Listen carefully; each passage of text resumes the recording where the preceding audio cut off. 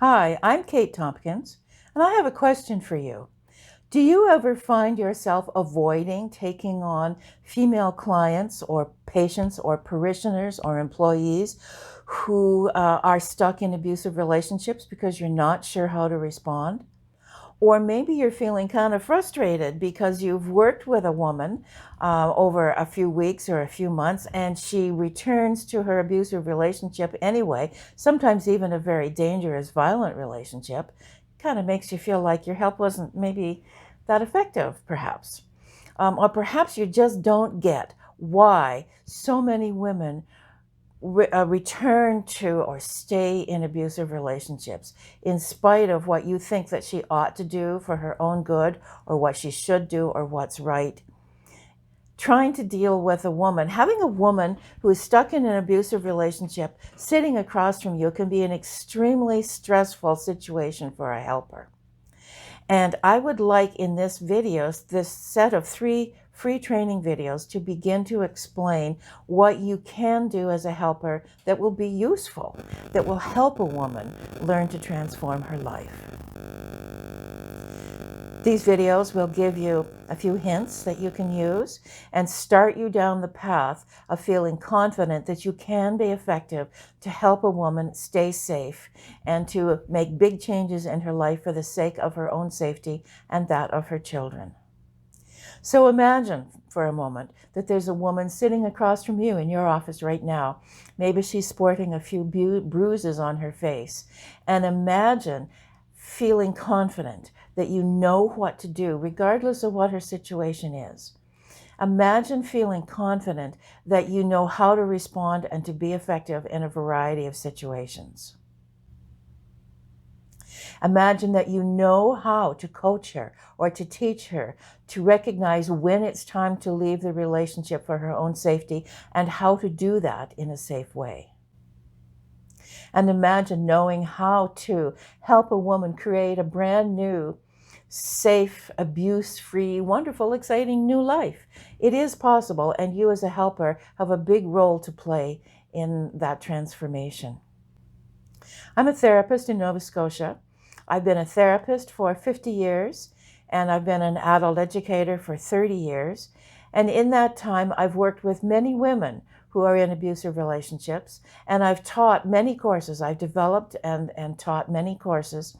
One of the more popular was called Basic Counseling Skills for Frontline Workers. So in that course, I taught people like nurses and social workers and union reps how to listen therapeutically, which is a little bit different from ordinary listening if you are sitting with your friend over a cup of coffee at the kitchen table.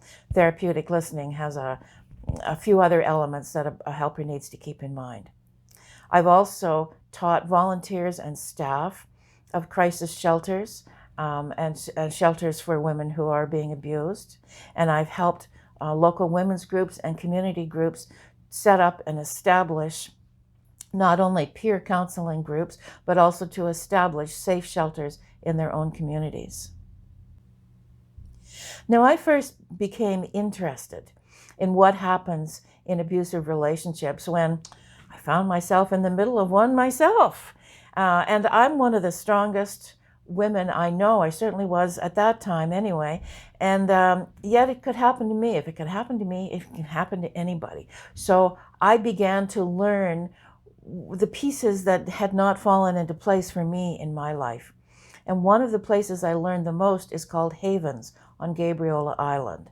And I learned a technique called setting boundaries and how to establish safety.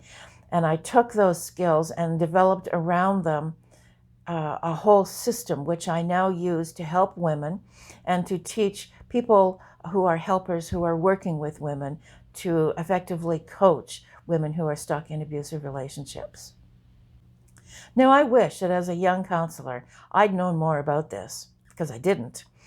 I grew up in a safe home and didn't really understand how to use the word no or how to set boundaries because I'd never needed to. So it was a real shock to me when I found myself in an abusive relationship for the first time. I didn't have a leaping clue how to respond to it.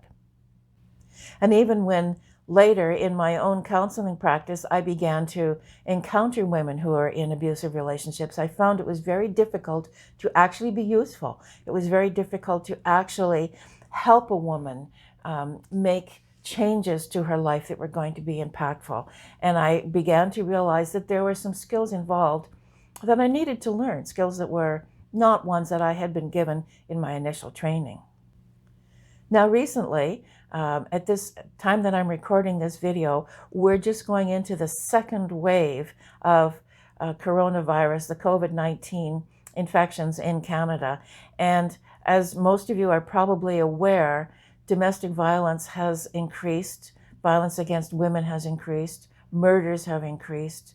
So this seems like a good time to put out this free video training series for people who are encountering women in their work and not really sure how to respond effectively. A few years ago, I was working with a couple. They had had a very good marriage up until a point where mysteriously, and neither of them knew exactly what had happened, he began drinking, which he had not done before, and hurting her, physically abusing her, which he had not done before. Now, his wife had the good common sense and the confidence and the assertiveness to stand up and say, this is not okay. You are not going to be able to continue to do this. If you don't get help, if you don't stop hurting me, I will leave you. I will call the RCMP and I will charge you with assault. And fortunately, he had the good sense to listen to that and to hear it and to take it to heart. And he got scared because he didn't want to lose her. They had a good marriage up until that point, and also because he didn't like who he was becoming. So he came to see me, and we worked through his issues over a few months. It turned out that he had been sexually assaulted as a young child, but he hadn't really remembered it until he happened to see his abuser on the street in his community, and it all came rushing back to him. And at that time, he didn't know how to deal with it. He didn't tell anybody. He didn't tell his wife. He just began to drink, and that's when the violence started. So we were able to sort through all of those things, and he turned his life around completely, and the short version is that the couple lived happily ever after. Now, that's an example of a situation in which standing up and saying no and setting boundaries worked. However, there are many situations in which it probably is not appropriate to do that. So the bottom line is, if a woman is physically afraid of her abuser, and by the way, I know that not all abusers are men, but the vast majority of abusers are men. So that's why I'm using the male pronoun when I talk about the abuser. So if the abuser has been violent, if there's been physical violence in the relationship, if she is afraid of him, if he has attempted to kill her, or there have been death threats, or he's got easy access to weapons, then it's probably not a good idea to counsel the woman to stick around and hope for transformation, because it's probably not going to come. And it probably is not safe for her to wait. But there are other things that can be done. And as a helper, it would be useful if you had those skills under your belt. Success in breaking free involves a number of skills, one of them being to learn how to identify when it's time to leave for your own safety. And there are a number of other skills that are involved as well. And there's also a period of time that a woman needs to get ready. There are things that she needs to do to get ready before she makes her big break, makes her big move, in order to enhance her chances of success. Now, I can understand why, as a helper, it might be something you want to think about twice. You might think, well, I don't really have time to spend that much time with a woman to coach her how to get ready. I just don't have that time. Or you might think, I don't want to put in that kind of time if she's just going to turn around and go back to her abuser. I don't want to be involved with that. Or you might think, I don't have the patience to continue to offer unconditional support, not knowing what she's going to do, when I believe that she should leave her abuser, but she doesn't want to. She's not ready to. I don't think I've got that kind of patience. Well, I can really understand those objections, and they're ones that I think many, many helpers would share with you. Now, fortunately, there are a number of fairly easy and quick things that can be done that can help her learn what she needs to do and make it more likely that she can be successful in breaking free from the abuse in her relationship.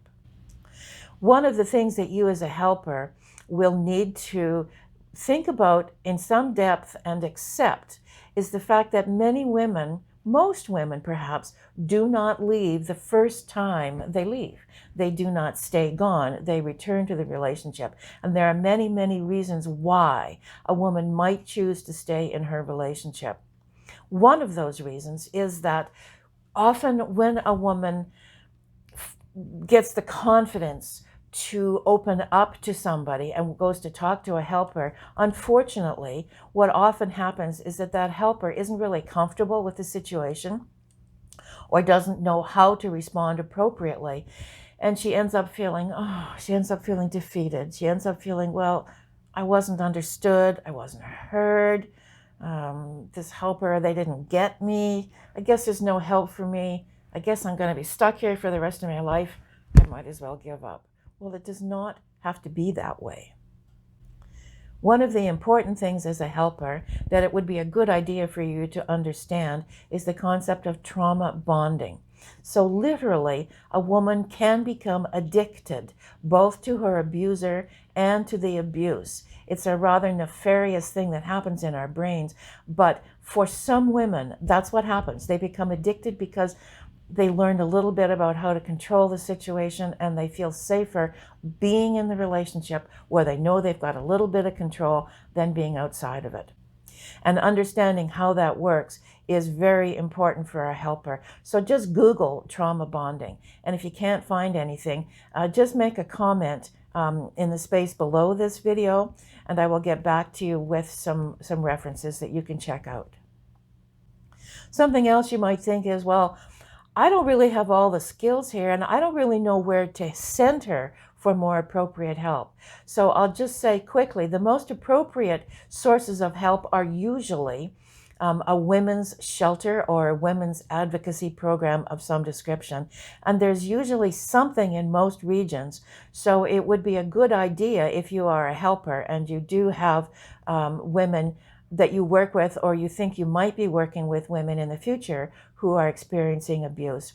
It would be a pretty good idea if you did some research in your region to find out who's out there, what agencies and organizations and individuals are out there that can provide help. There's lots of help out there. It's just a matter of knowing where to go. Now, here's a couple of kind of baseline skills that most helpers should have under their belt, should know about in order to coach a woman who comes to them for help. The safety plan and the cycle of violence. Now, the safety plan is simply a plan that a woman makes up ahead of time in case a violent episode occurs in her relationship. And a safety plan will include details such as, where will I go? How will I get there? Is it going to cost me money, and how much money do I need to put aside? Who should I call for help? What should I take with me? What should I leave behind? What do I need to think about? All those details need to go into a safety plan, and every woman's safety plan will be different. So as a helper, one of the best things you can do as a starting point is to help a woman develop a safety plan. And the next important thing that as a helper you need to know in order to coach the women who come to you is the cycle of violence. So usually when you see a diagram depicting the cycle of violence, you'll see a circle that's made into a pie chart with usually 3 different areas in the pie chart. So think of the violent episode at the top, and then the next section is called the honeymoon phase. Now, in the honeymoon phase, usually what happens is that the abuser will be very apologetic. Oh, I'm so sorry, dear. I promise it'll never happen again. I will go for treatment. I will go for help. I promise. Well, maybe those promises will be fulfilled and maybe they won't. The abuser may be very kind and sweet and affectionate to bring flowers and to do all kinds of things for her. But now that honeymoon phase is very attractive. It feels like a relief. Oh, thank God it's over. I can relax now. But women who've been in abusive relationships for a long time come to understand that that honeymoon phase is not permanent. That honeymoon phase might be short, might be long, might be 2 days, might be 2 years. But inevitably, the abuser the abuser wants to keep the honeymoon phase because he wants to keep the relationship for all the reasons that anybody wants to keep a relationship, but also because he wants to keep control over her. And that's one of the defining characteristics, or the major factor, if you like, one of the major factors in an abusive relationship is that it's about control. It's not about anything else. It's about control and dominance. And so if that's what it takes to keep this woman here so that I can have her around for the future, I'm going to be nice to her for now because she'll relax and she'll think that everything's gone back to normal. And he may actually believe that himself too. But then there comes a time where that kind of relaxes, and then there's a period of building of tension, rebuilding of tension. So during that phase, he may become more emotionally responsive to little things, to become more irritated or angry about unimportant things. He may begin to blame her for things that he has done or things that are not right in his life. He may do what's known as gaslighting, which means to try and put responsibility to her for everything that he doesn't like in his life. That's gaslighting. And make her feel like she's the one who's at fault, she's the one who's crazy, she's the one who's wrong. So the first time that this happens in a relationship, the woman is usually pretty confused. But wait a sec, he was so nice 2 weeks ago. Now he's not nice to me at all. A woman who's been in an abusive relationship for some time will recognize this pattern and know that this tension building phase is going to come back up around again to another violent explosion. And that violent explosion might be brief, it might be one time, or it might be several violent episodes that are kind of packed together close in time. And some women, once they recognize this pattern, will actually learn to provoke the violent episode sooner than it might come otherwise, so that it can happen at a time and in a place where they can have a little bit of control and maybe stay a little bit safer. So understanding that cycle is important for a helper. Now, those two things, the cycle of violence and the safety plan, I consider them to be kind of very important but entry-level skills. They're the first things that a helper needs to know, but they're not enough in themselves for you to actually be effective in helping a woman transform her life. There's a great deal more that you need to learn how to do. It's also very important that as a helper, you understand that most women do not successfully leave the first time they leave. Most women go back to their abusive relationships, sometimes many times, before they get out, if they get out at all. It's important to understand that and to not take it personally. If you have put a great deal of time and effort and caring into helping a woman and she turns around and returns to her abuser, you could be forgiven for thinking, well, I'm not going to work with her anymore. I mean, look at all the time I put in here, and she still went back to him. Now, it's very understandable that you would feel that way, but being able to offer unconditional support, regardless of what her choices are, regardless of where she is in her decision making, is extremely important. If she feels safe with you, if she feels heard and seen, if she feels respected, then she's a lot more likely to come back to you later on when she is ready to leave. So please be prepared to offer unconditional support and not judge her if she does something that you don't think is the right choice. For her, she's doing the best she can at this moment in time, and it's important to be able to accept that. Now, some women, the very first time they experience violence in their relationship, they just get up and leave. That's it. They're done. They don't even discuss it. They just go.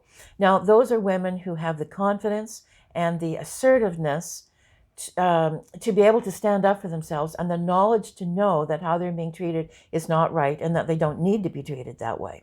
So those women usually just do it. They don't usually ask for help. They're not usually the women who will show up in your office because they will have looked after the situation quickly on their own. The women who are most likely to show up in a helper's office are women who do not have the assertiveness to get up and leave on their own, or who don't know they're allowed to, or don't know how to do it.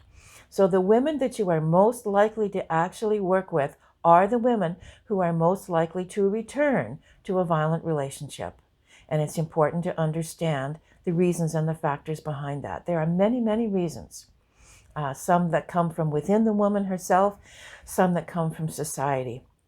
And it's important to understand what some of those reasons are. And I'd like to take a look at some of those reasons in one of the future videos.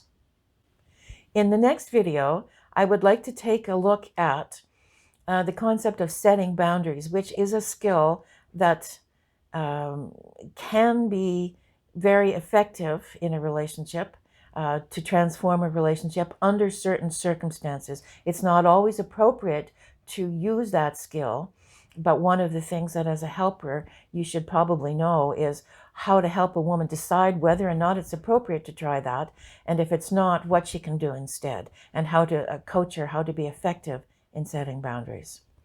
Now, you can help me by leaving a comment in the space below. Please tell me what your experience is with women who are in abusive relationships. What has worked for you? What are your challenges? What are your successes? What's the number one thing that you would like to learn in order to be more effective as a helper to support women who are in abusive relationships? And I will use that information as part of crafting the next video. So I look forward to hearing from you. Please leave a comment in the space right below this video, and I look forward to meeting you again in video number 2 in this series.